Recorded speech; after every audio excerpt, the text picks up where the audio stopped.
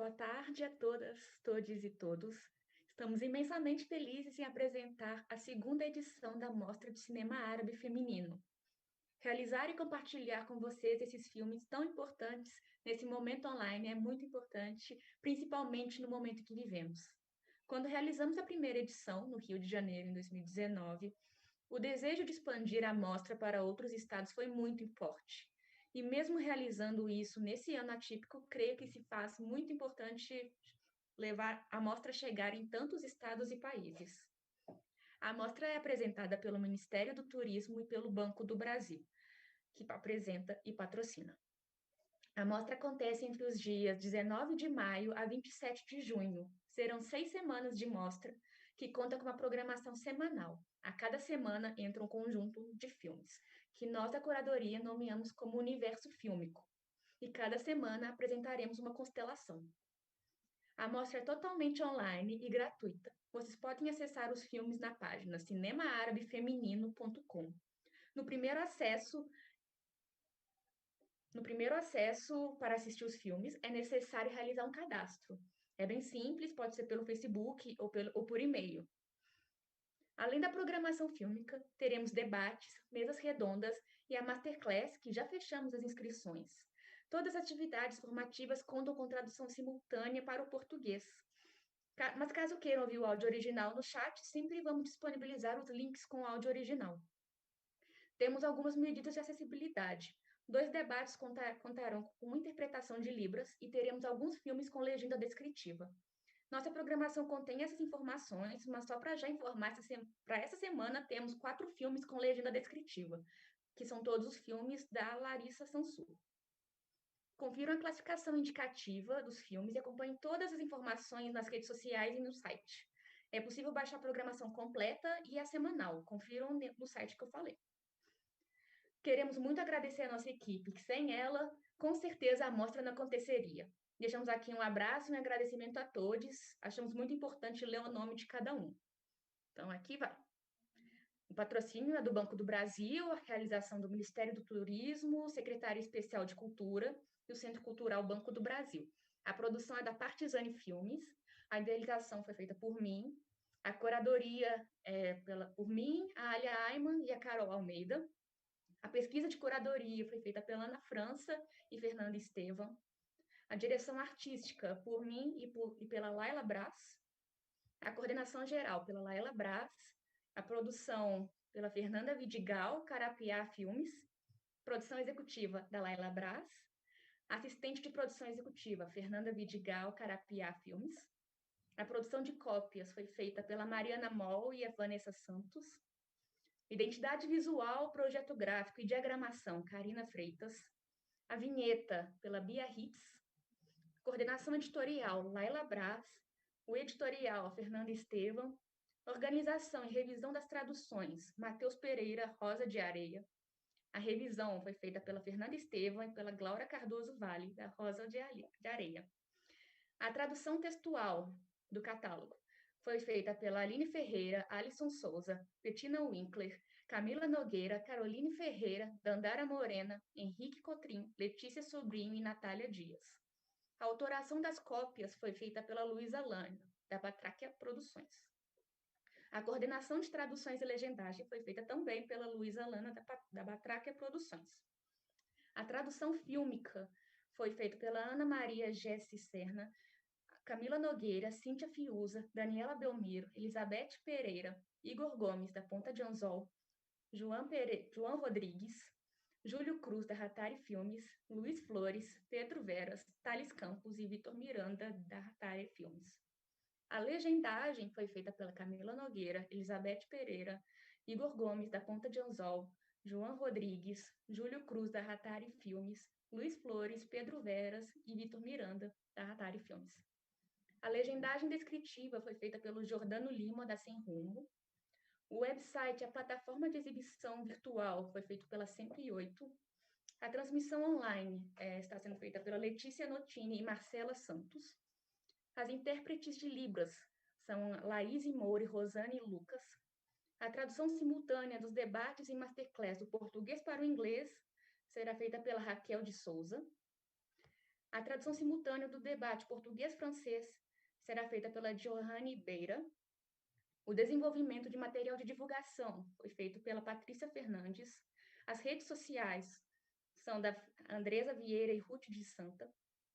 E a gestão financeira e assessoria jurídica da Diana Gebrim, Sociedade Individual de Advogados, Diversidade, Gestão e Desenvolvimento de Projetos. A assistente de gestão financeira é a Andresa Vieira. E a assessoria de imprensa está sendo feita pela Palavra Assessoria em Comunicação. Obrigada a todos por estarem aqui acompanhando a gente. E, bom, essa foi, assim, é uma realização muito grande de trazer essa segunda edição para cá, e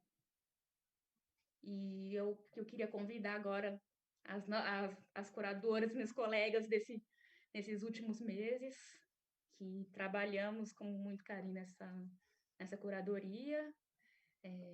Quem gostaria de conversar, Carol ou Alia? Falar alguma coisa? Eu posso começar. Antes de tudo, bem-vindos todos, e queria agradecer a toda essa equipe aí que a Analu acabou de mencionar nominalmente, essa gigante equipe. Com algumas dessas pessoas a gente tinha contato mais direto, com outras nem tanto, mas todo mundo faz parte da possibilidade de realização dessa mostra. Isso dito, eu queria, enfim, a gente está aqui online, mas eu queria mandar um abraço muito forte, assim, de verdade, tanto para a produção da mostra, quanto para esse time aqui de curadoria. São mais ou menos 5 meses que a gente vem conversando intensamente, e todas as semanas, a gente se reunia, às vezes mais de uma vez, para conversar sobre os filmes, sobre o que é essa mostra, sobre o que é o peso dela, o que ela significa. Mas são 5 meses que, de repente, em algum momento, parecia que a gente já se conhecia há 5 anos. Porque a sincronia entre, não de, obviamente, de convergência de ideias, mas de convergência do que para a gente significa, do que para a gente representa o cinema. E essas ideias começaram a se aproximar muito rápido nessas conversas. Eu acho que essa seleção de filmes que vocês vão poder assistir a partir desta semana são reflexo dessa sintonia que a gente teve ao longo desses meses. Então, eu acho que faz parte, assim, eu acho que queria muito agradecer a elas, porque se tornaram amigas. Enfim, era muito intenso, então a gente começou a trocar ideias sobre a vida, de uma maneira geral, porque o cinema é isso, né? O cinema é a vida. E, no mais, eu queria ser breve, na verdade. Eu acho que a Ana Lu já fez uma apresentação, mais ou menos, do que é a mostra, né? Eu acho que é muito importante falar dessa seleção que a gente fez de constelações de filmes que serão exibidas semanalmente. That will be displayed on a weekly basis.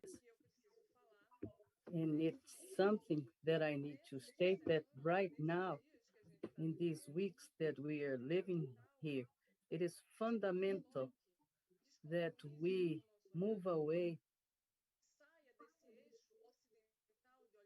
that we leave this Western way of looking in order to not repeat colonial narratives. Por exemplo, o povo palestino. Então, eu acho que é fundamental que a gente, nesse momento, olhe com atenção e converse sobre esses filmes.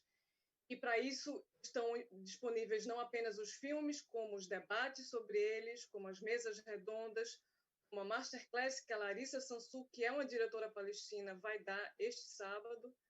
Então, é isso, é um convite para que vocês mergulhem nisso e para que vocês olhem para esse céu e para essas estrelas, que são esses filmes, como pontos de luz, que iluminam a gente para outros lugares. Então, fica aqui o convite e um abraço gigante para a Ana Lu, para a Alia e para todo mundo da produção com quem a gente conversou também durante vários dias nesses últimos 5 meses.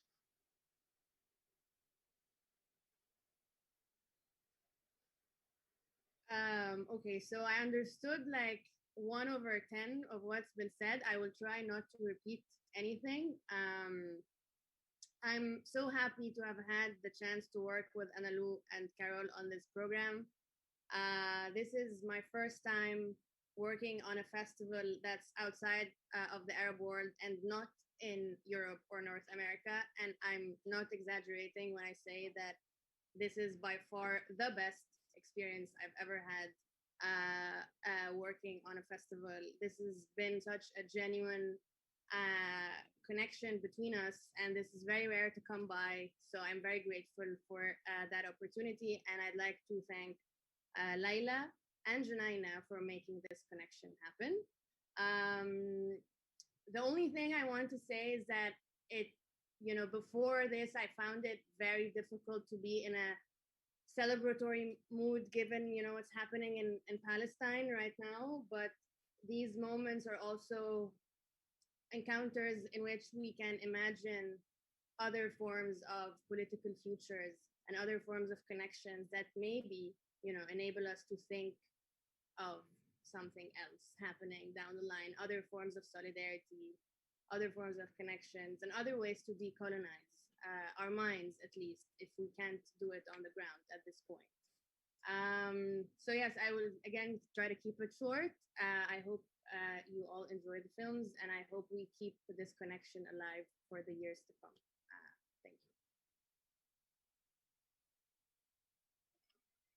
Thank you. Thank you. Eu tô muito feliz, gente, desculpa. Acho que é só legal também falar o que a Alia falou, né? Foi a primeira vez que ela não participou, que ela participou de um festival que não aconteceu no mundo árabe, que não é nos Estados Unidos ou na Europa. E foi in the United States or in Europe.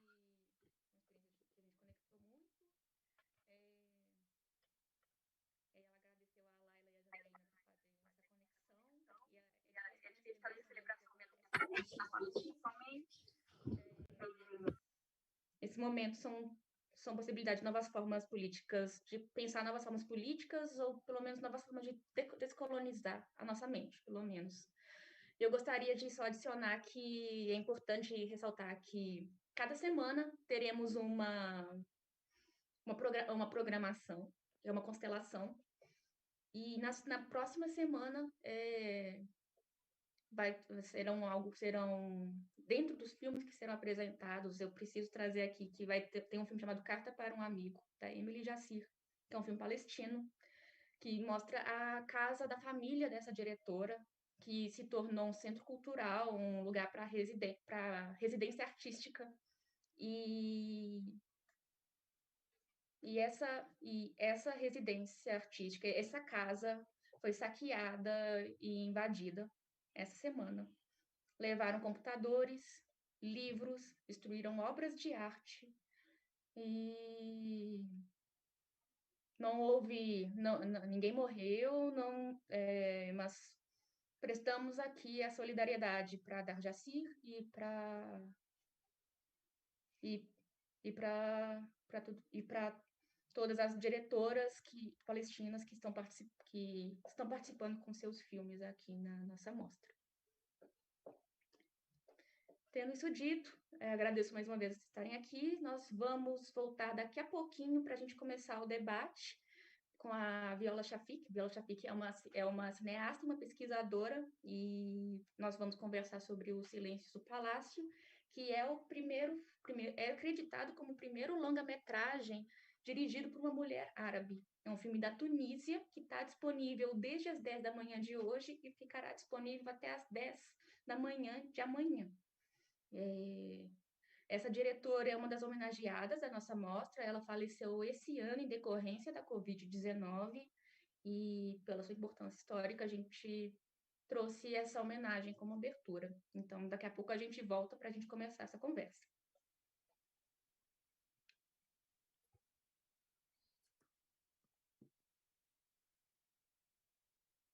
I didn't get a translation.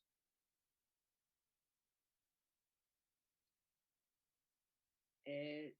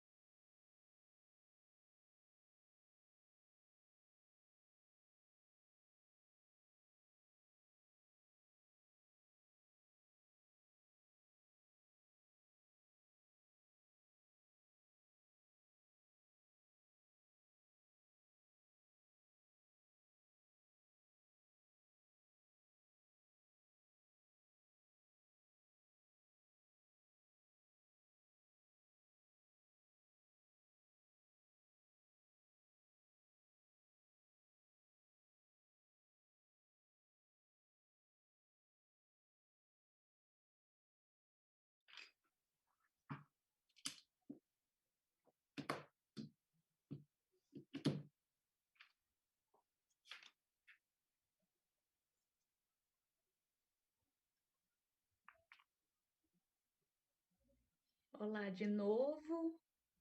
Voltamos aqui. Voltamos aqui agora com... We are back now with this debate, this conversation with Viola Shafik. Viola Shafik is a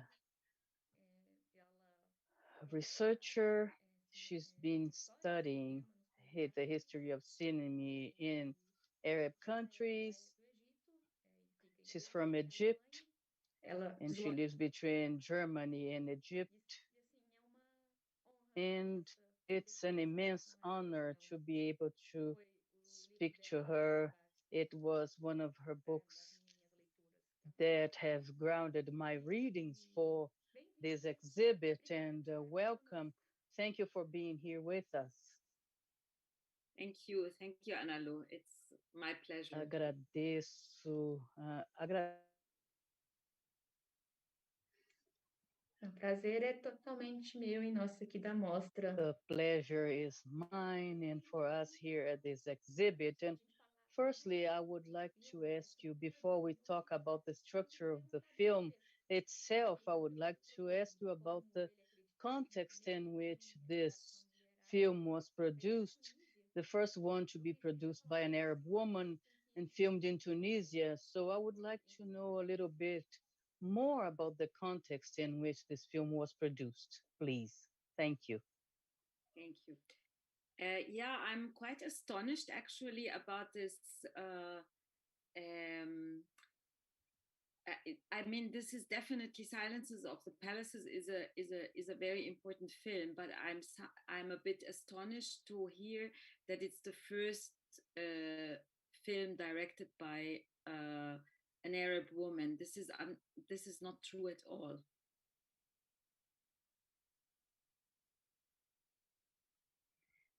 I was actually also astonished to read that in a German newspaper, in a very important newspaper, The Spiegel, because the first films directed by Arab women were already made in the 1930s by Egyptian women, and they made fiction films.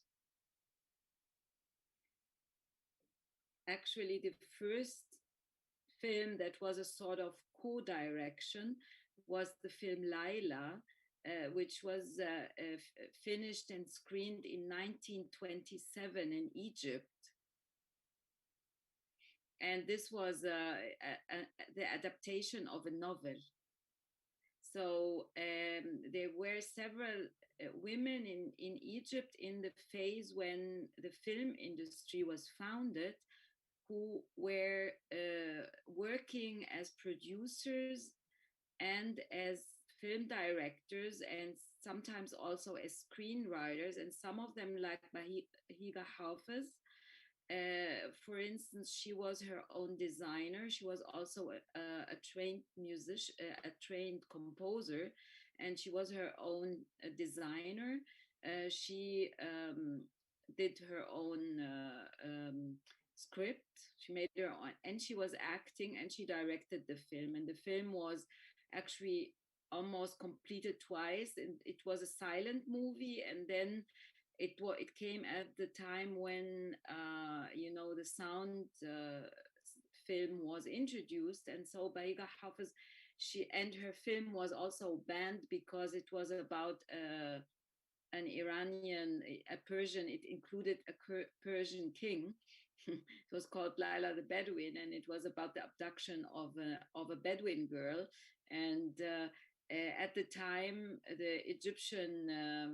Egyptian princess was married to the Shah of Iran, and therefore her first version was banned. And the film was shelved for a few years and came back later in the mid-1930s to the screens.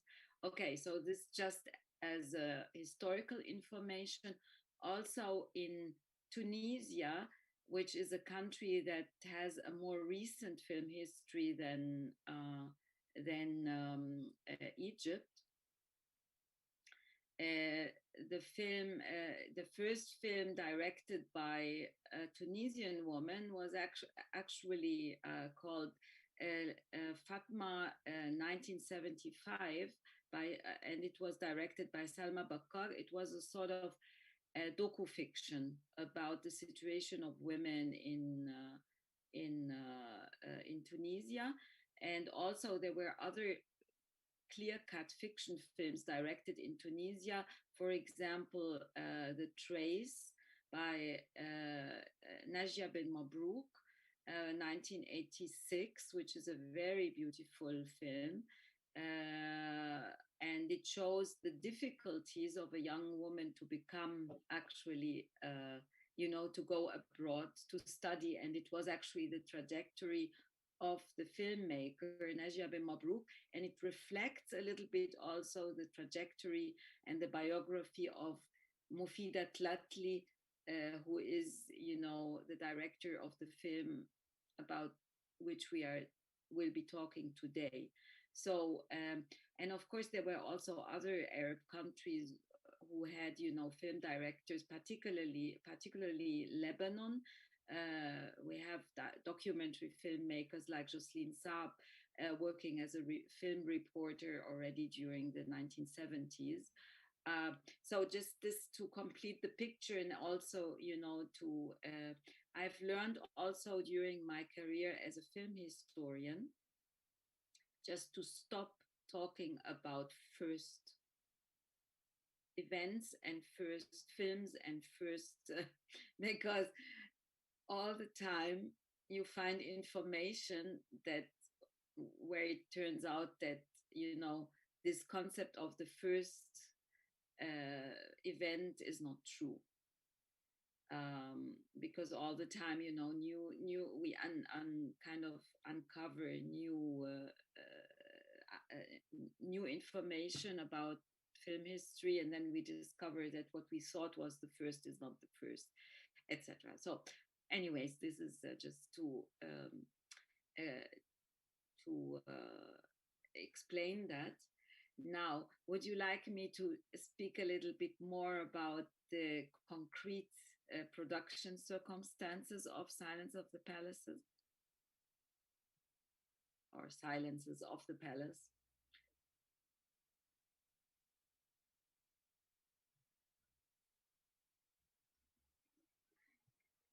Pode falar sobre a produção. Yes, please.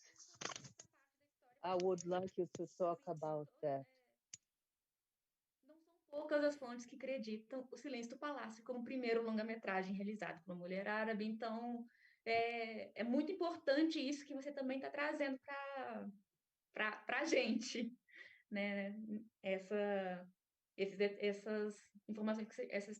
Essas informações que você trouxe agora. Então, pode decidir você pode continuar então um pouco com isso, antes de entrar na produção concreta. So before talking about the production, yes, in summary, she would like you to talk about the context of the production of the film. Sorry, there was a little glitch here on my microphone. Okay, no problem. All right, so, in saying that this film was not, the first film directed by an Arab woman at all, this is not to diminish the importance of it in the context of Tunisian film history. Also, because it is also in general interesting in its relation to Arab film history, because Tunisian cinema, when it is a typical post-colonial cinema, it started, through the efforts of cineasts and cinephile people who were, Tunisian people who were particularly people who were active in the cine club or cinema clubs movement. And these people, they were trying, to create a different cinema that is not like Hollywood cinema. Now, we have to know that, as I already mentioned, Egypt had already a film industry that began in the 1920s, late 1920s, and picked up very strongly in the 1930s and had already a quite strong production, huge production with also historical movies, spectacles, melodramas, comedies, and so on in the 1940s. And already in 1933, the first musicals got distributed to other Arab countries, which means that also North African countries like Tunisia, they're very much informed and in their habits with regards to Arab films by Egyptian movies. And these were genre films, which means it was a typical genre cinema. I'm not saying in the same way like Hollywood, but it was a film industry that produced genres. And typically these films were then also were very popular with audiences also in North Africa, in other Arab countries. So, but in the process of decolonization, that means when Tunisia gained its independence in 1956, just like other countries, Algeria and Morocco and so on, cineasts there and people who wanted to make films, they did not want to, to follow the Egyptian example. Some did, but generally they were more interested in also in the idea of decolonizing the screens. So they wanted to create national cinemas which are, interested in national culture and which reflect the specificities of their nations and their regions. So what happened is that the Egyptian model was there. Still, the audiences flocked to cinemas in order to see them, but the avant-garde, the cinematic avant-garde of these countries, they actually were striving for a completely different cinema. And we're trying actually to get rid of that model. Now, Moufida Tlatli's film comes at a point where there is a sort of rediscovery and a retreat towards that old model. Her film is a melodrama, but actually in a film language that is very much informed by what we call the cinema d'auteur or cinema of the author. That was very that was more the type of films that cineasts in Tunisia also were looking for. So also at that point, Tunisian cinema had made a shift towards distributing their films also in Europe, because the Arab markets were closed. Our Arab markets were largely monopolized by Egyptian cinema. And this is why film producers like Bahauddin Atiyah, who produced Moufida Tlatli's film, he created a film company, as far as I remember, also in Italy, but also in France. And he created films or produced films as co-productions. So one of the earlier films was Halfawin, and this film was also already distributed, came as one of the first Tunisian films in Europe and in the West, and the same applied to Moufida's film.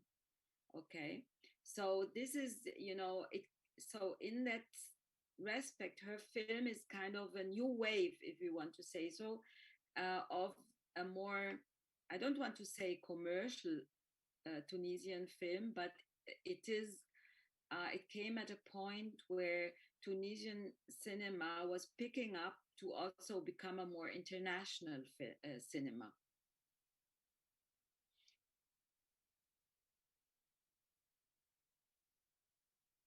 Okay, would you like me then to expand now more on Moufida's trajectory, personal trajectory as a filmmaker, or would you like me to speak more about the film first?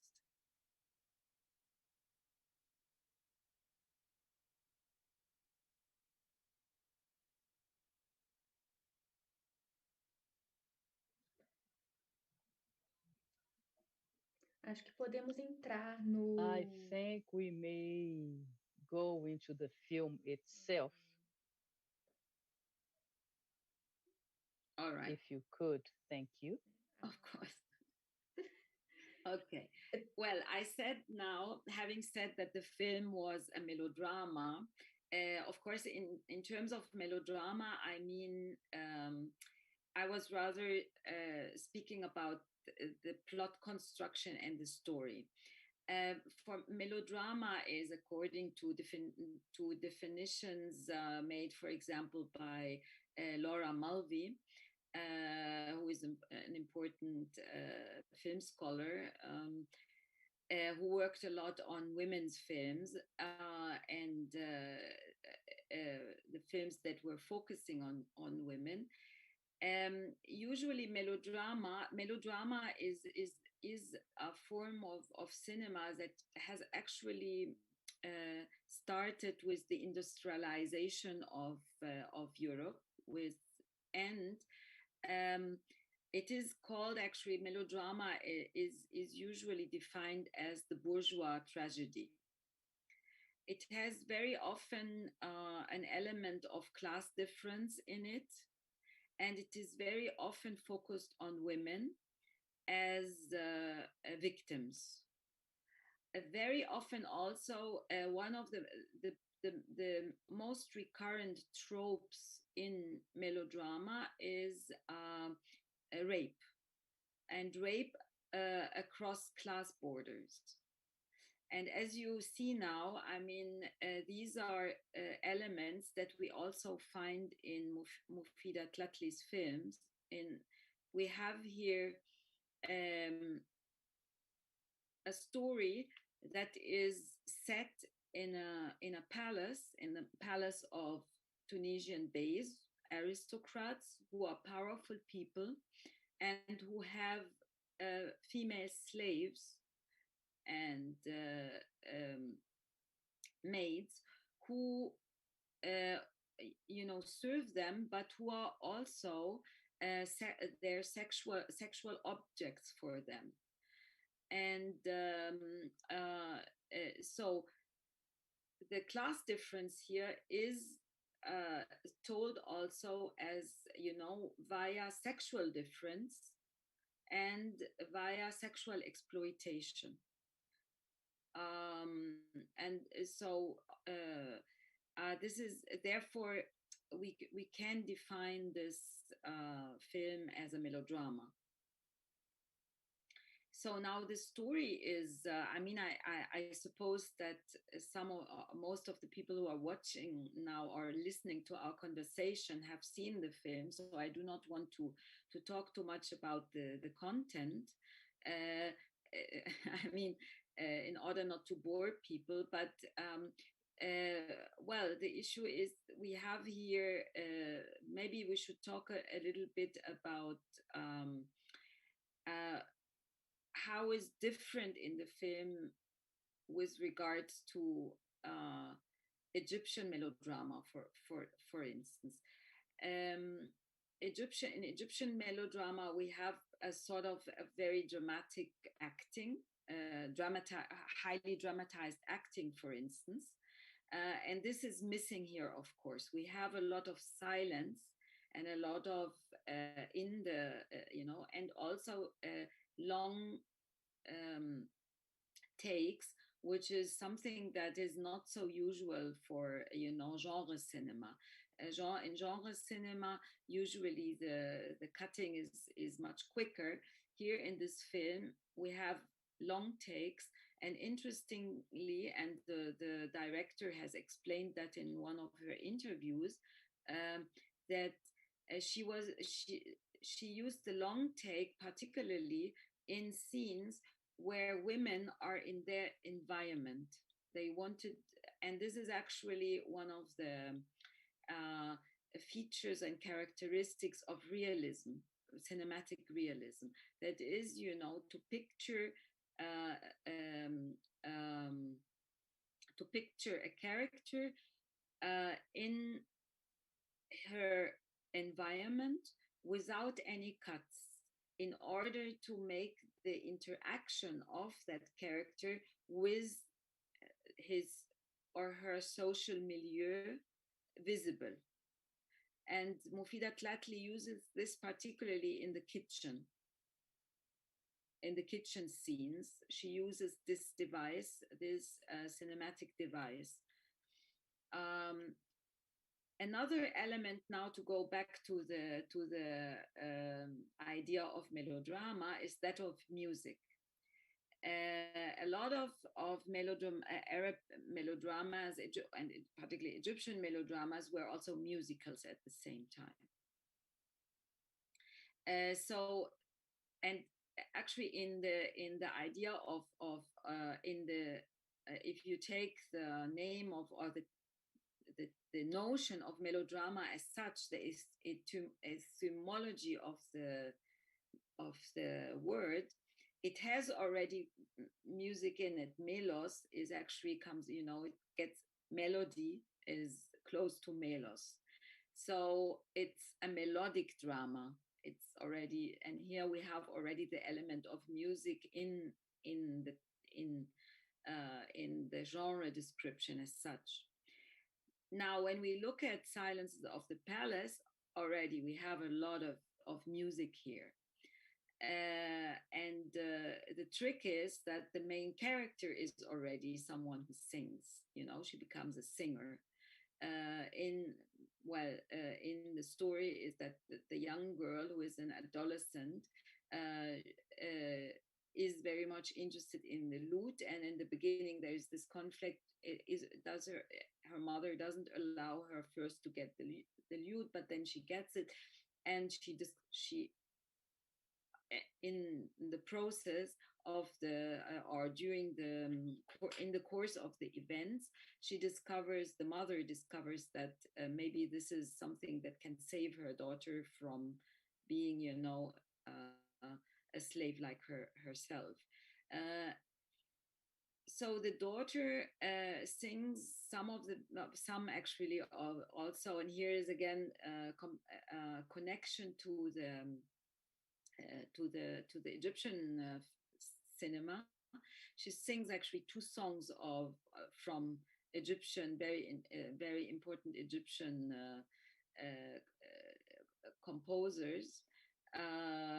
One of these songs was sung by Kulthum, and the other one was composed by Muhammad Abdul Wahab. So here we have again that combination. But there is also a very important, and here is I say the specialty of this film. At one point, Alia, and this is the turning point in the film, this is the evening when her mother dies because of the abortion, is when she decides, and she already has that relationship with the young resistant, with the young nationalist who is hidden in the palace, where Alia decides to sing a song that belongs actually to the national resistance. And this is a scandal, of course. She scandalizes the base. And this is also therefore the evening where she leaves the palace. It's her so here in this scene, literally and metaphorically, there is a sort of national liberation scene through the music. So in the beginning, we have,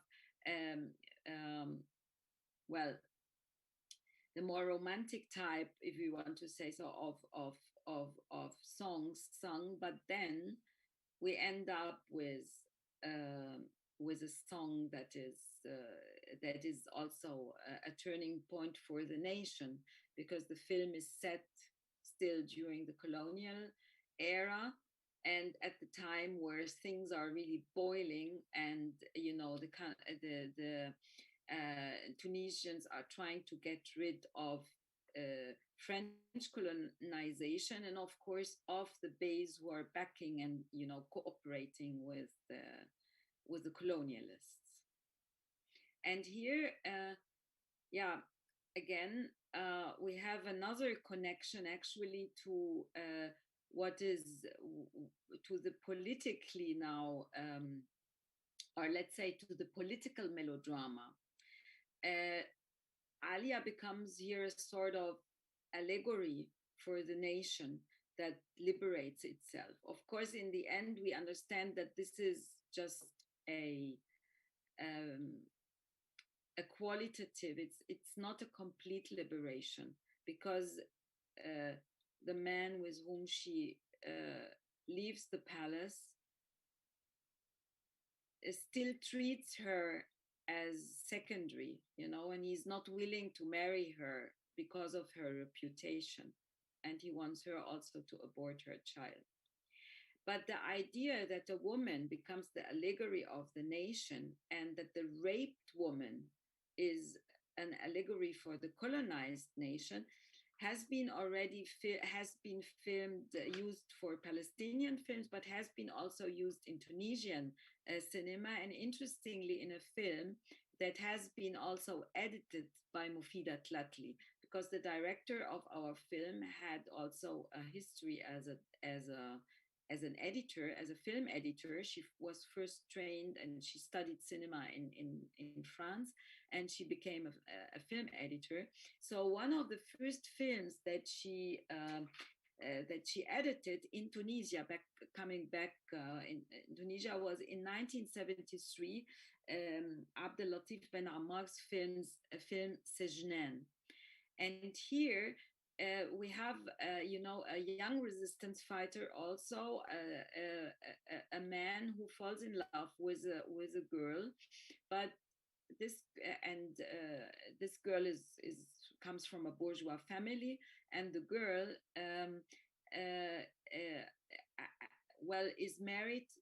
gets married to, because her parents arrange a marriage for her in the traditional style, so she cannot marry the young man whom she loves, who is also a nationalist, but she gets forced to marry another man.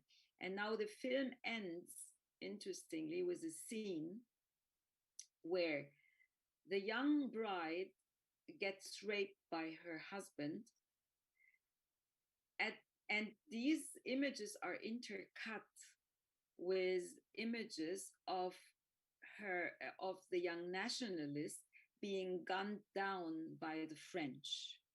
So you have literally, in the end of the film of Sejnen, the rape of the young woman being simultaneous with the gunning down of the resistance, of the Tunisian resistance.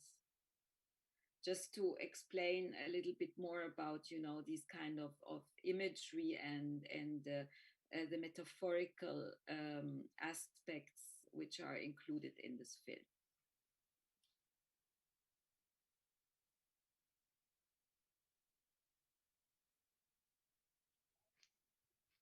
Incrível. Incredible. It's a lot, I know. Sorry.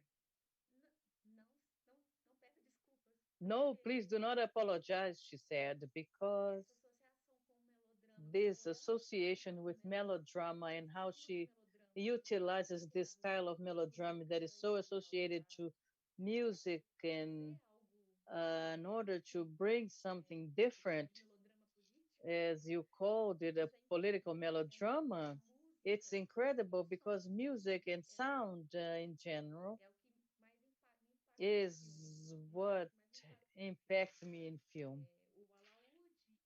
Alaúde, the alaúde, or the lute, becomes an allegory of the social condition for Ali, the other child that has access to the lute, to a teacher, and she doesn't, for example, and the lute becomes this symbol for liberation, and the song in the end that makes that is just scandalizing everybody is the impact.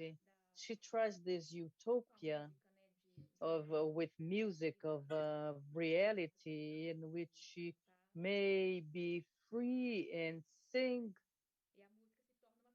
and music then becomes a sadness of hers. In the beginning of the film, she is unhappy with what she has become.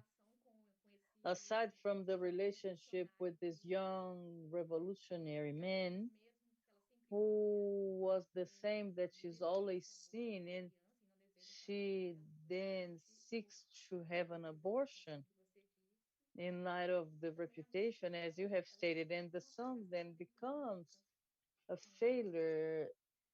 She becomes a failure within the music. I think it's great to establish a connection between freedom and music. Could you talk a little bit more, because music has not always, but there's been a time in which there was this connection with the revolutionary. With the revolutionary? Yes, with the revolutionary, she said. Always utilized in, often. There was a time in which, I don't know if it was not in Egypt or Tunisia, in which music was utilized as a space for political voices. Could you speak a little bit about that? Well, that's... And if it doesn't make sense, it's okay, she said. Yeah, well, with regards to the film, I think we explained that already. That, you know, the use of, as far as I remember, also that song that Talia sings in that night, in the turning point, as far as I remember, it's actually the anthem of, which became later the anthem of Tunisia, but I should check that again. Sometimes my memory doesn't help me anymore. But you know, I mean, I'm not a musicologist, but we all know how, to which extent, you know, music can, particularly songs, are used during demonstrations, and how to which extent they are used to mobilize also people, and they transport actually also memory. There's, I mean, the examples I can think of, for example, there are studies about, you know, the displacement of the Nubian people in Egypt, for example, and the way how songs have changed and became, you know, kind of the treasury in which they keep their own memories of the land that they lost, etc. So, you know, the songs and music have a lot of capabilities, and they are a very, very interesting device to study cultures, of course, and history as well. With regards to the now, if we want to go back to cinema, it is music which has actually been a sort of catalyst for Arab cinema to be born, because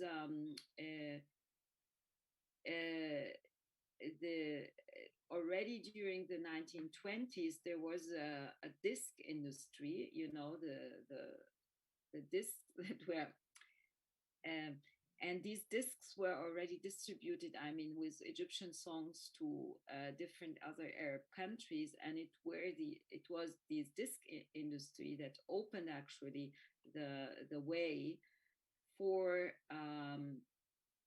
the the Egyptian musicals to other Arab countries, because you have also to know that the Egyptian dialect is very, very different from the Tunisian, for example, and even more different from the Moroccan. So in generally, we say there is a difference between the Eastern and Western Arabic dialects, because they are, of course, very much mingled with, or vernaculars, they are very much mingled with and mixed with or other original languages of the original, the natives of these countries before the Arab colonization. So nonetheless, it was the music which traveled and which created the connection and which helped actually people understand later the dialogues in Egyptian films. Okay, so here, and also actually it's a quite a different type of music that traveled, because in North Africa, they have more the Andalusian music, and it's a different type of music. Now, with regards to colonialism, I'm not aware of, how, to which extent music was now, except for these items in the film, to which extent they were really helpful to, to create, to kind of create a post-colonial culture. But certainly music, popular music played a big role, and we know, of course, also of Arab, in Tunisia, also of popular musicians who came out during the 50s, that means in the time of decolonization, and who created a sort of, traditional and popular. There is this song Lamuni, for example. Unfortunately, there was a sort of Frank Sinatra of Tunisia, for example, who recently his granddaughter made a film about him, which is also very interesting. So these kind of music did, of course, through the media and through, which means first discs and then later films, sort of recreate a sort of new national culture, a post-colonial culture, if you wish to say. And film was an important device here to spread music and the new music also, because even the songs of Egyptian film industry were sort of a mixture, and you will find also that, interestingly, these composers, they used also a lot of Latin American rhythms which traveled. They used them and reproduced them and recycled them in their films. So even also Brazil had a foot in the door in speaking on the musical level, had a foot in the door in in Arab cinema.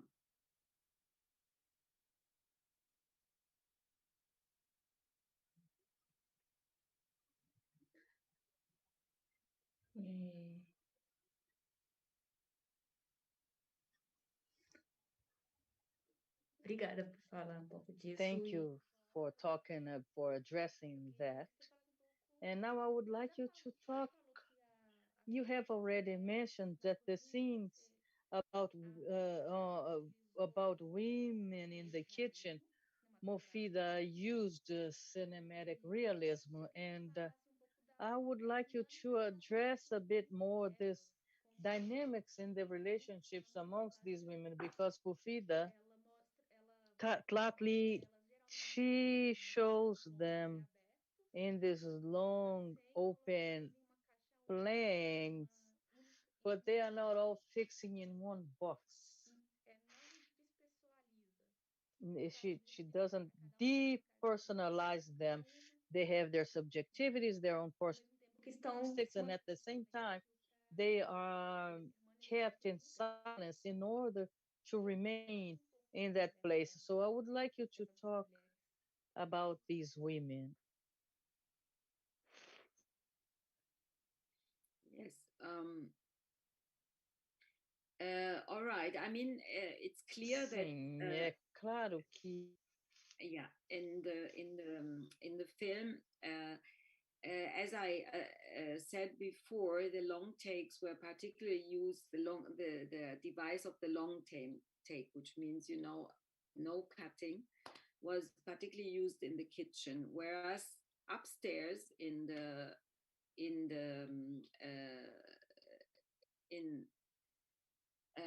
the palace where the beys live, we have a quicker editing, but also the space is different here. We have also women here, but the women here are pictured, of course, in a different way. It's particularly the wife of one of the beys, who is supposedly Alia's father.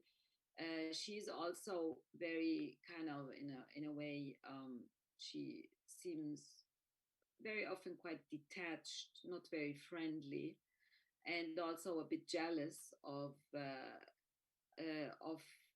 particularly Alia's mother, who seems to be the favorite of the bey. At the same time, what is interesting here, I mean, the women upstairs seem far more isolated. They are not in such a solidarious mood, and they are not pictured as one group, but rather as individuals. Downstairs in the kitchen, the women are interacting all the time, and actually they are also quite loyal to each others, and they support each others. And there is also a lot of sometimes also humor, and they are singing and they are enjoying themselves together while working. The isolation starts also for the mother of Alia. It's the moment, Khadija, when she goes upstairs. Then she is, she has to serve, and she is isolated, and gets also at one point raped by the brother of the bey. So we have here, of course, also that spatial construction that it's of course easy when you have just one place, then you can organize your space also cinematically in that way, upstairs, downstairs, and one place where there is the community, and the other place is where is the power and the isolating force. And so this is one of the benefits and really the big assets of this film, that she masterfully actually uses the cinematic space in order to transport the difference in power, and also the way how oppression operates and is executed. And the women themselves, I mean, they are portrayed in a very vivid way, in a very warm way, the way how they interact with each others. And I think she's also, I mean, Moufida Tlatli was also lucky because she could also, kind of rely on excellent actresses. Tunisia is now, unlike Egypt with its long history, had, at the time, during the 90s, almost 300 different theater groups. So it has a very, very vivid, it had and has a vivid theater movement, which produced, of course, a lot of very talented actors and actresses. And it is evident, to which extent she could rely on these for And also it's an acting school, unlike the Egyptian, a school where real melodrama was at the time still, a practice. So where you have this exaggerated gestures and that this exaggeration in the acting, overacting. The acting schools in Tunisia are, as you can see, completely different, and this served the film immensely. Yeah. One funny maybe anecdote is that Alia, the young girl Hind Sabri, who plays the role of Alia, made later a career in Egypt and today is one of the famous Egyptian stars. But she was still very young at the moment. It was her first role, and she still had to finish her studies before she actually then decided to become a popular professional actress.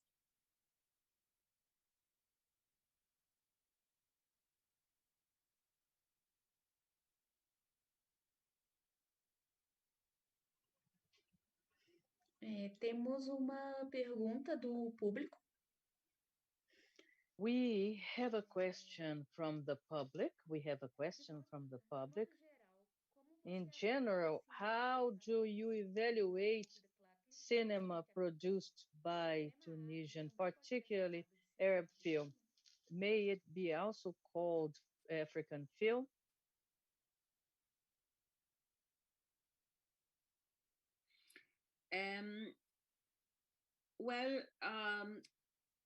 This is a question that actually is also a question that the filmmakers and producers themselves should answer, and they should be also allowed, because the idea how we define our identities is also I don't like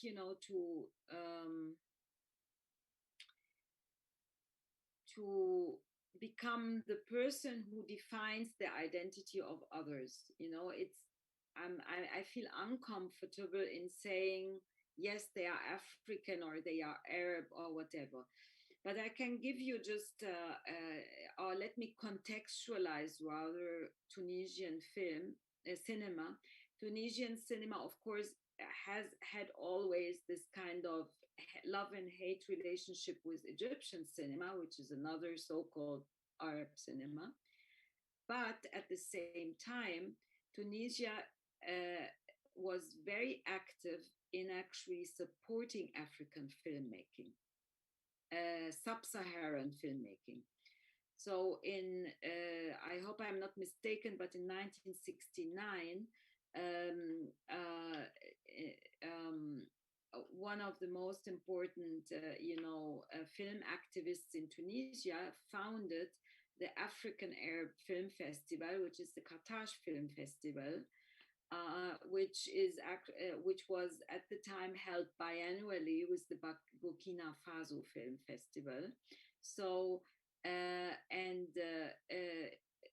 it was showcasing sub-Saharan African films and Arab films. It was a very important venue for African film culture, and became so. So North African film makers, particularly the ones who are more, who are not so much interested in producing mainstream and commercial cinema, are also more aware of, or interested in incorporating more of, let's say, African and sort of African identity. But I cannot recall a lot of Tunisian films that do that very, in a very outspoken way. We have this, let's say, attitude is more prevalent in Algeria or in Morocco. Yeah.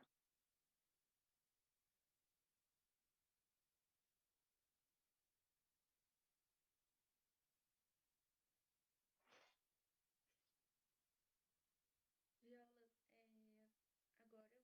Viola, I would like to ask you if there's anything that you would like to mention that hasn't been mentioned before, anything that you think that you would like to add that you may not have mentioned so far. Yeah, maybe we should just, honor and remember Moufida Tlatli, who unfortunately, as a person also and as a filmmaker, and we spoke now about her film, but actually not too much about her oeuvre and her work. And I think she deserves that because unfortunately she passed away in February, and it seems because of COVID, which is very sad.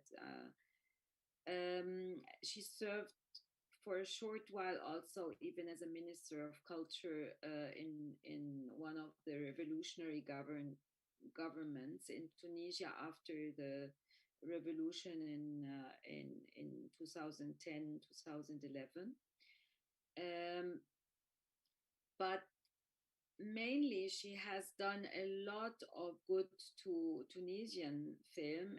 As I mentioned, I mean, she studied she had to fight to be allowed, to leave Tunisia and to go and study film in France. Her family was of course against that. They weren't, and this is why I mentioned the film Sama, The Trace, because here you have exactly the story of a young girl who wants to leave her hometown and wants to study abroad. And so Moufida, but in the end, was able to convince her father, and she went and she studied at the IDEC in France. But as she said also in one of her interviews at the time, and this was actually also the case for other countries also in the West and elsewhere, women were at the time still more affiliated to particularly editing and to script supervision, to continuity and so on. These were the typical female professions in the film industry, while at the time worldwide we still had a very tiny little number of known female filmmakers, even in the big Western film industries. So Moufida, when she came back in 1968, she started also to work as a script advisor, but then she edited some of the most important Tunisian films. One of them I mentioned already, Sejnan by Abdelatif Ben Ammar, and also by others. And she cooperated very closely with Nouri Bouzid, who is one of the big talents of Tunisian cinema, who also started making films in the 1980s. One of the representatives of the new Arab cinema and the auteur cinema with Man of the Ashes, for example. And Nouri Bouzid cooperated also with her on writing the script for Silences of the Palace. And so she was, and she directed, she edited also films by other Arab filmmakers, just to mention Fertile Memory by Michel Khlefi, which is a landmark film of Palestinian cinema, because it was a film that it's one of the first films made by a Palestinian filmmaker who grew up inside of Israel. And Fertile Memory was actually then completed in Belgium, because the director had studied there. But this is really a landmark in Palestinian and Arab cinema as well. So we have really to laud her also as an editor, not just as a film, and not and more than just her films. And she made, her, because her career as a filmmaker was actually only a decade long. When she started her first film she made her first directorial debut in 1994, and her last and third film was made in 2004, and it was interestingly a woman caught in a midlife crisis, and it's interesting. It was her, kind of her last film that she made.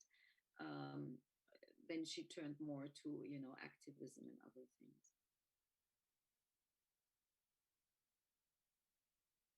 Yeah, and of course it's sad to have lost her.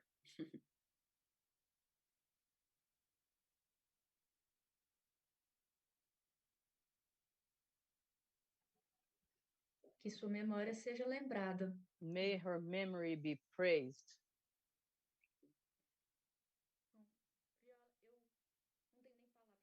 I don't have words to thank you, Viola, for everything you have shared with us today.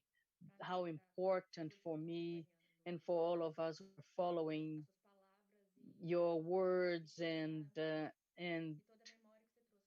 all the memory that you have brought about Moufida. I am immensely grateful for your generosity, for sharing your knowledge, and for having agreed to be here with us. Thank you. It's my pleasure. Thank you for your efforts, to show all these films. And yeah, I'm glad that you are doing this. And thank you so much and of course for everybody who was kind of listening to my far too long explanations. Thank you.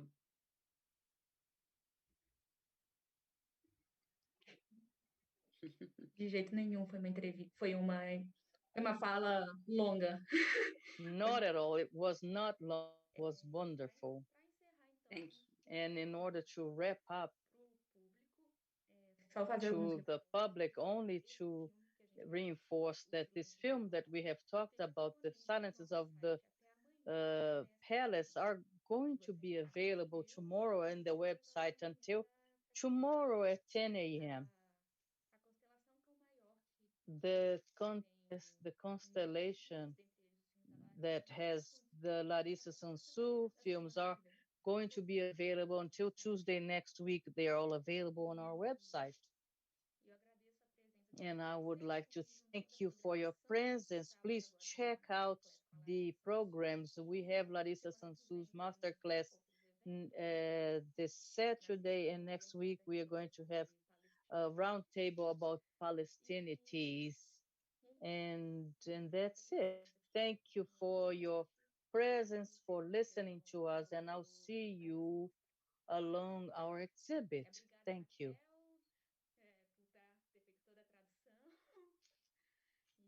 Thank you, Raquel. And thank you again, Viola.